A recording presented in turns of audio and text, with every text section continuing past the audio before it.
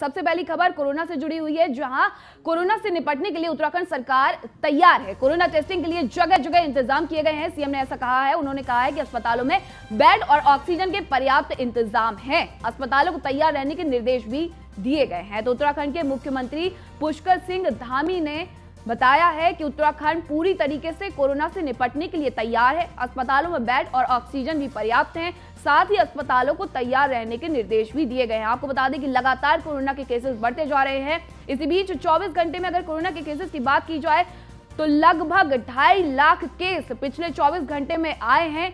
वहीं उत्तराखंड के मुख्यमंत्री पुष्कर सिंह धामी ने बड़ा बयान दिया है कि हम कोरोना टेस्टिंग कर रहे हैं। अस्पतालों में बेड और ऑक्सीजन के पर्याप्त इंतजाम किए गए हैं। बीजेपी हमारी एक बहुत ही लोकतांत्रिक प्रक्रिया से चलने वाली पार्टी है। हमने अपने सभी प्रत्याशियों की सूची लाने के लिए, पैनल बनाने के लिए प्रदेश के प्रमुख जो हमारे कार्यकर्ता थे, पदाधिकारी थे, उनको भेजा था। उनके पैनल आ गए हैं। जिले के पदाधिकारियों से अभी हमारी सभी लोगों ने, हमारे प्रभारी जी ने, आदरणीय प्रहलाद जोशी जी ने पूरा फीडबैक लिया है। सब जिले के लोगों से मिले हैं और अब जल्दी हमारी कोर कमेटी बैठेगी। कोर कमेटी के बाद तो कोरोना से निपटने के लिए उत्तराखंड सरकार पूरी तरीके से तैयार है।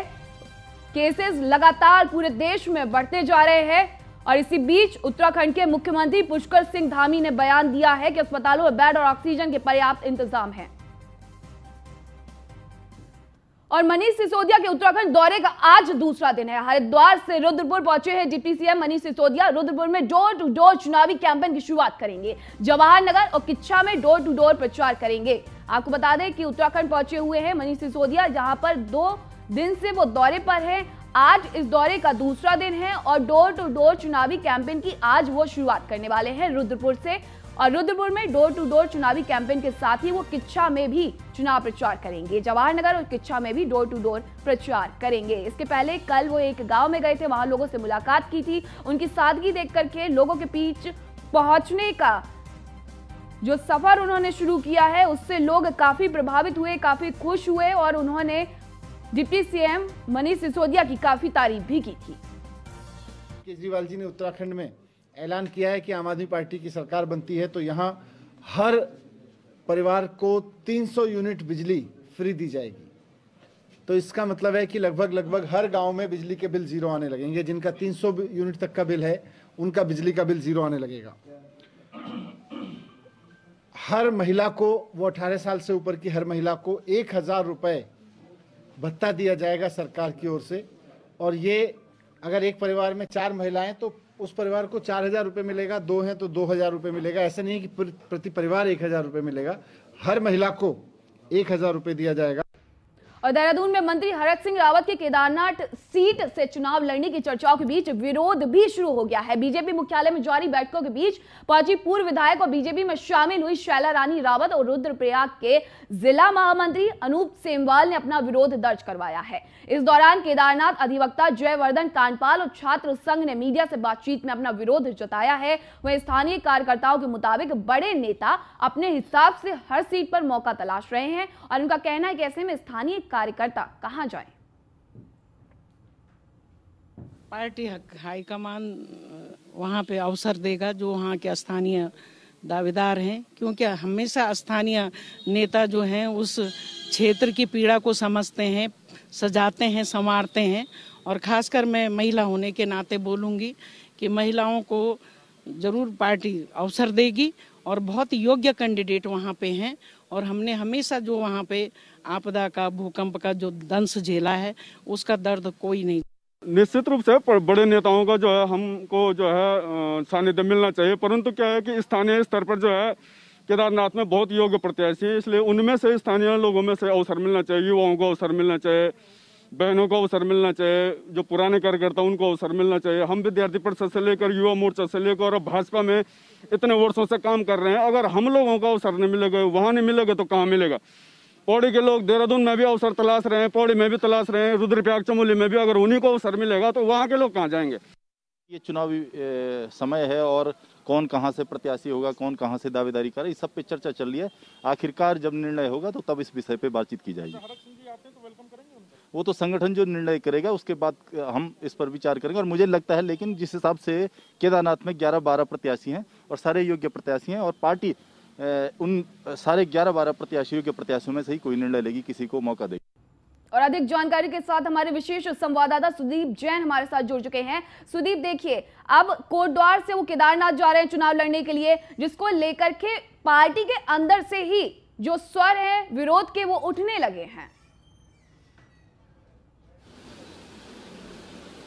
देखिए, बात बिल्कुल सही है और न्यूज़ 1 इंडिया ने सबसे पहले खुलासा किया था कि हरक सिंह रावत केदारनाथ और रुद्रप्रयाग जिले से सीट से चुनाव लड़ सकते हैं। पार्टी संगठन उन्हें जिम्मेदारी देने जा रहा है। अभी कुछ देर पहले मंत्री हरक सिंह रावत केंद्रीय चुनाव प्रभारी प्रहलाद जोशी से भी मिलकर निकले हैं उनके गेस्ट हाउस से। और इस बीच जो केदारनाथ की पूर्व विधायिका और जो कांग्रेस छोड़कर भाजपा में आ चुकी हैं शैला रानी रावत, उनके जिले के महामंत्री व अन्य लोग भी भाजपा मुख्यालय में मौजूद थे, जिन्होंने इस पर विरोध दर्ज कराया है कि बड़े नेता अपनी सुविधा अनुसार, क्योंकि ये सक्षम है हर प्रकार से, सीट तलाश लेते हैं या यूं कहें चुनाव लड़ने आ जाते हैं। स्थानीय व्यक्ति कहाँ जाएगा? देखिए, टिकट होने से पहले ही विरोध शुरू होना ये कहीं ना कहीं बताता है कि कार्यकर्ता चाहता है कि उसकी स्थानीय जो सीट है वो बरकरार रहे।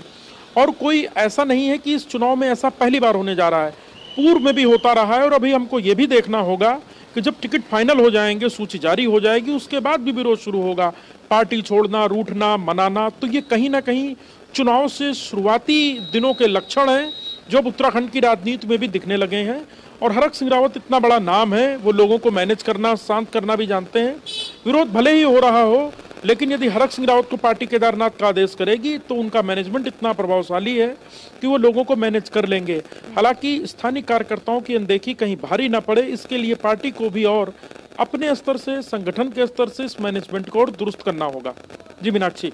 कांग्रेस छोड़ करके शैला रानी बीजेपी में आई हैं, इस उम्मीद के साथ आई हैं कि बीजेपी उन्हें वहां से टिकट दिलाएगी, लेकिन जब हरक सिंह रावत वहां से उतरेंगे तो फिर शैला रानी के लिए मुश्किलें बढ़ जाएंगी। तो इसी वजह से शायद वो विरोध कर रही हैं।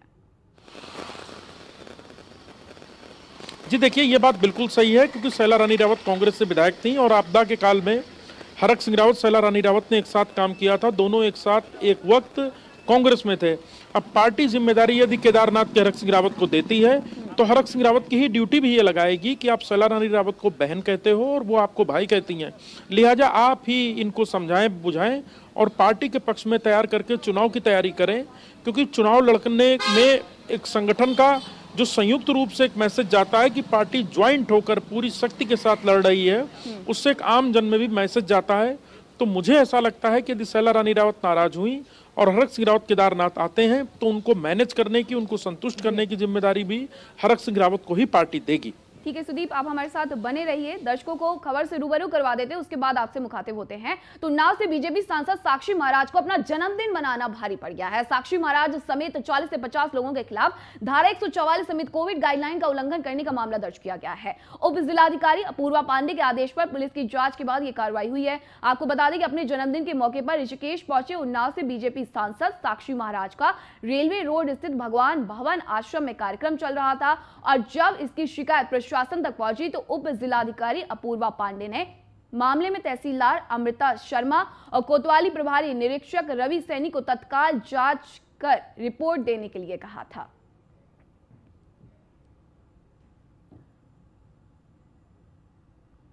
एक बार फिर से रुक कर लेते हैं सुदीप का। सुदीप देखिए, अब साक्षी महाराज पर भी केस दर्ज होने की नौबत आ गई है, केस दर्ज हो गया है उन पर।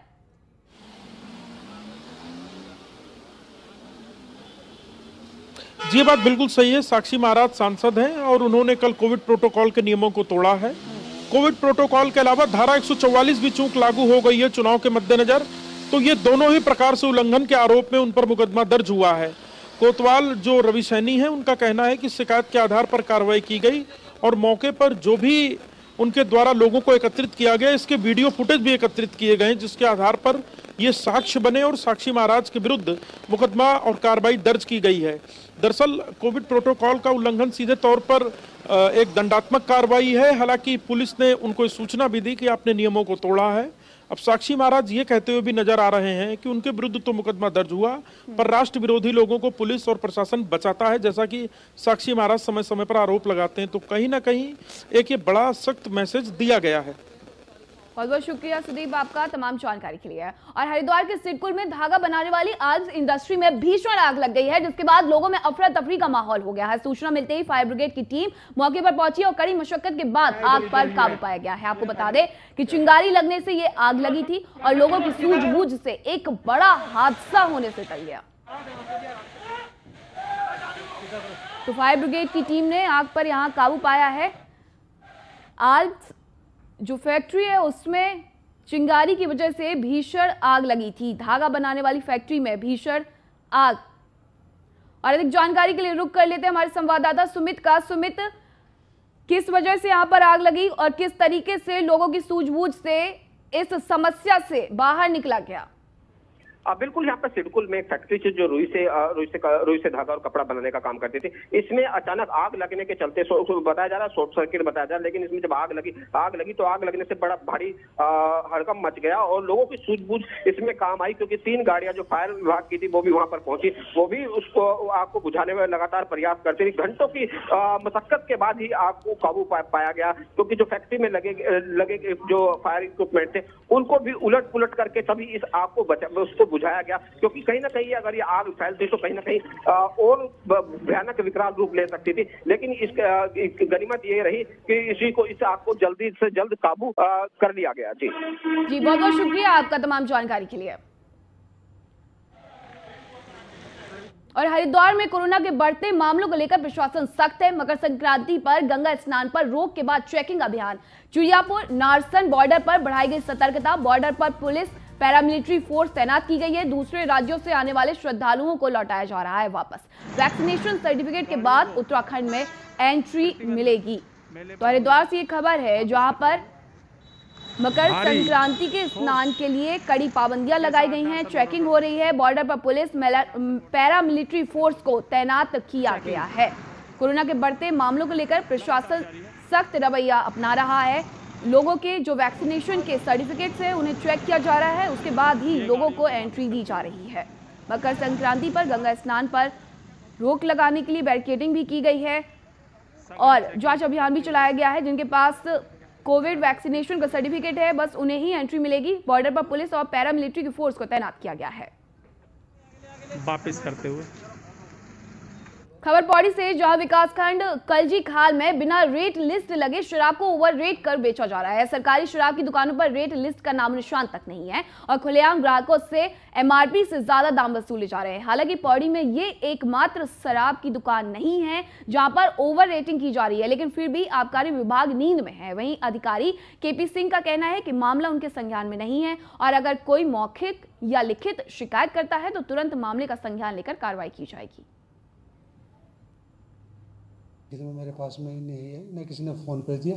अभी चूँकि मैंने अभी 31 दिसंबर को चार्ज लिया यहाँ पे, उसके बाद से अभी कोई शिकायत मेरे पास में अभी नहीं आई और अगर कोई शिकायत आएगी तो कार्रवाई।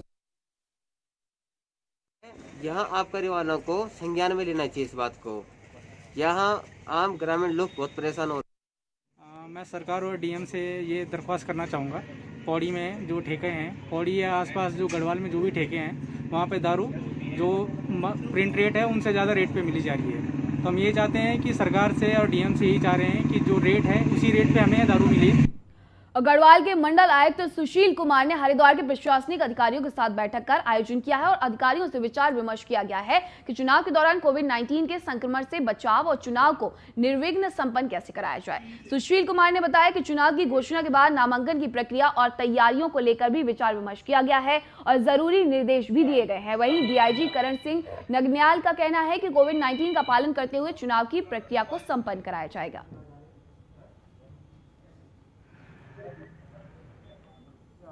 शीघ्र प्रारंभ होने वाली है, जिसमें चुनाव का नोटिफिकेशन होगा और उसके बाद नामांकन की कार्रवाई होगी और फिर निरंतर जो प्रक्रिया है 14 फरवरी को जब हमारा पोलिंग होगा तब तक वो प्रक्रिया चलेगी। तो उसकी तैयारियों के संबंध में आज जनपद हरिद्वार में मैं और डीआईजी साहब ने बातें की है, चर्चा की है अधिकारियों के साथ, जिसमें जिला मजिस्ट्रेट और पुलिस अधीक्षक, वरिष्ठ पुलिस अधीक्षक, इसके अलावा पुलिस के जो वरिष्ठ अधिकारी हैं, प्रशासन के अधिकारी हैं, रिटर्निंग ऑफिसर्स हैं, नोडल ऑफिसर्स हैं, विभिन्न विभागों के, इनके साथ चर्चा की है कि किस प्रकार हमारी तैयारियां हों ताकि आगामी निर्वाचन शांतिपूर्ण ढंग से, निष्पक्ष ढंग से और पारदर्शिता के साथ सुचारू रूप से संपन्न हो।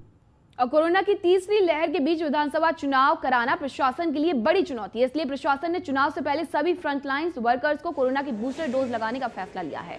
हरिद्वार जिले में 48,000 फ्रंटलाइन वर्कर्स हैं और इन सभी को बूस्टर डोज लगाने का अभियान शुरू किया गया है। आपको बता दें कि जिले में 96 ऐसे वैक्सीनेशन सेंटर्स बनाए गए हैं जहां फ्रंटलाइन वर्कर्स को कोरोना की बूस्टर डोज लगाई जाएगी। वहीं डीएम विनय शंकर पांडे ने बताया कि जब चुनाव में ड्यूटी करने वाले मतदान और पीठासीन अधिकारियों की ट्रेनिंग शुरू होगी तभी वैक्सीनेशन सेंटर बनाए जाएंगे। जो फ्रंट लाइन वर्कर्स हैं लगभग 48,000 के आसपास हैं। ये ऑलरेडी डबल वैक्सीनेटेड पहले से हो चुके हैं, कुंभ के टाइम पे ही हो गए थे और इनको बूस्टर डोज देने की व्यवस्था की गई है। इसके लिए 96 बूथ भी आज बनाए गए हैं, जिसकी इच्छा हो जाके लगवा सकता है। इसके अतिरिक्त जब इलेक्शन के हमारी ट्रेनिंग का सेशन शुरू होगा, जिसमें हमारे बड़ी संख्या में पीठासीन अधिकारी, मतदान अधिकारी फर्स्ट सेकंड थर्ड आते हैं, तो इनकी ट्रेनिंग के दौरान ही वहाँ पर कैंप की व्यवस्था रहेगी और इनको बूस्टर डोज दी जाएगी। धनौल्टी और तथ्यूर के दर्जनों गांवों में 3 दिन से बिजली और पानी की आपूर्ति ठप है, जिस कारण लोग मोमबत्ती के सहारे अपना गुजारा करने को मजबूर हैं। पानी की आपूर्ति न होने के कारण लोगों को इधर उधर भटकना पड़ रहा है, तो वहीं फोन बंद होने से वो किसी से संपर्क भी नहीं कर पा रहे हैं। बिजली और जल आपूर्ति नहीं होने से पर्यटक भी धनौल्टी में नहीं रुक रहे हैं। आपको बता दें कि 8 जनवरी को बारिश के बाद भारी बर्फबारी से धनौल्टी, बटवालधार, कारताल, कद्दू खाल समेत कई क्षेत्रों की विद्युत लाइन क्षतिग्रस्त हो गई थी। बता दें कि व्यापार मंडल के महामंत्रियों ने प्रशासन से विद्युत और पेयजल आपूर्ति बहाल करने की मांग की है। उसमें लाइट की इतनी बड़ी समस्या हो गई है कि लोगों का जो पढ़ाई का क्षेत्र, बच्चों का जो ऑनलाइन हो रहा है, उसमें बाधा आ रही है। और यहाँ पे जो धनौल्टी के अंदर जितने भी टूरिस्ट आ रहे हैं, टूरिस्ट काफ़ी संख्या में आ रहा है, पर क्योंकि कोई भी उनको ठहरा नहीं पा रहा है, क्योंकि लाइट ना होने के कारण जो है गेस्ट वापस जा रहा है और लोग मायूस हो रहे हैं इस बात को लेकर, क्योंकि लाइट की बहुत बड़ी दिक्कत हो गई। 8 तारीख से लाइट, आज 4 दिन हो गए, अभी तक जो है लाइट नहीं सुचारू रूप से नहीं आ पा रही है। भूमि में इतना ही। देखते रहिए न्यूज़ 1 इंडिया। नमस्कार।